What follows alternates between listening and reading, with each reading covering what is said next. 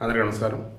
ఎన్నాళ్ళ నుంచి ఎదురు చూస్తూ ఉన్నా, వందే మాతర గీతం పూర్తిగా పాడాలి, వందే మాతర గీతాన్ని ఎవడన్నా కనుక అవమానించినా దానికి సంబంధించి పాడేటప్పుడు అవరోధం కలిగించినప్పుడు శిక్షలు పడాలి అని చెప్పేసి మొత్తానికి ఆ బిల్లు ఈరోజు పాస్ అయింది. రాజ్యసభలో, లోక్సభలో 2 చోట్ల పాస్ అయింది. ఇక రాష్ట్రపతి గారి దగ్గరికి వెళ్ళింది, ఆమె ఆమోద ముద్ర వేస్తారు. ఇక అప్పుడు వందే మాతర గీతంలో మీరు ఖచ్చితంగా 6 చరణాలు ఉంటాయి, 6 చరణాలు పాడాలి. ఒకవేళ ఆ గీతాన్ని ఎవరన్నా పాడని చెప్పేసి వెళ్ళిపోయినా, ఆ గీతం ఆలపిస్తున్నప్పుడు కావాలని ఇబ్బందికరమైన బిహేవ్ చేసినా, అవమానకరంగా అసభ్యకరమైన చేసినా జరిమానా ఉంటుంది, 3 సంవత్సరాల వరకు జైలు శిక్ష ఉంటుంది.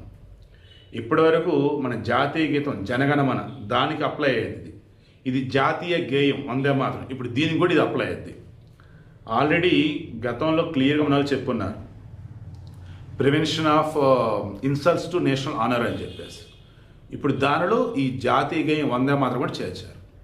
వందే మాతరం గేయం రచించి 150 సంవత్సరాల సందర్భంగా ఇదిగో ఇప్పుడు దీనిని చేర్చారు, సంతోషం. ఇక ఇది ఉంది కదా పేపర్ లీక్ బిల్, దానికి సంబంధించేసి ఆల్రెడీ ఒక సభలో ఆమోదం పొందింది, ఇంకొక సభలో ఆమోదం పొందన్నప్పుడు నాకు తెలిసి లోక్సభలో ఆమోదం పొందింది.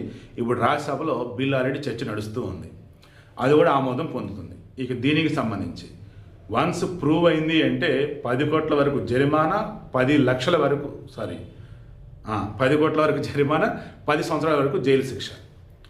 సో ఈ 2 బిల్లులు ఇప్పుడు ఎంత కీలకమంటే, ఒకటి ఈ వందే మాతరం అన్నది అందులో దేవత అన్నట్టుగా, దేవి స్వరూపం అన్నట్టుగా కీర్తించింది ఎవరనయ్యా అంటే భరతమాతని.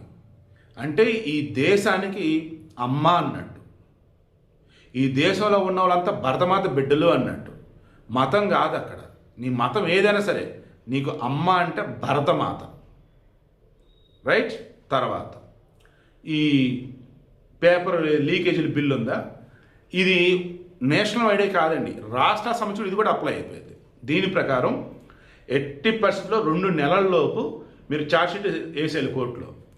ఛార్జ్షీట్ వేసిన 3 నెలల్లోపు కేసు విచారణ పూర్తి తీర్పు కూడా వచ్చేయాలి, అంటే ఫాస్ట్ ట్రాక్ కోర్టులు. బహుశా ఇక నుంచి సరికొత్త భారతదేశం చూడబోతాం నాకైతే అనిపిస్తూ ఉంది.